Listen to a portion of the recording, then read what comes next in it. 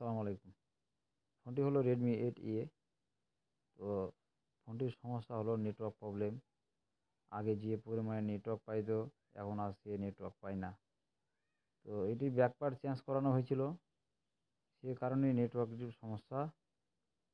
তো অবশ্যই আপনারা ব্যাক পার্ট চেঞ্জ করার আগে অবশ্যই পুরনো যে ব্যাক পার্টটি রয়েছে, সেই ব্যাক পার্ট থেকে এন্টেনারটি খুলে নেবেন। ওই এন্টেনারের নতুন ব্যাক পার্ট ব্যবহার করবেন। কারণ এই এন্টেনারটির কারণেই অনেক নেটওয়ার্ক কম বেশির কারণ হয়ে যায়। তাই আমরা অবশ্যই পুরনো যে এন্টেনা রয়েছে ব্যাকপার্টে, ওই ব্যাকপার্টের এন্টেনাটি আমরা নতুন ব্যাকপার্টে ব্যবহার করব। ধন্যবাদ।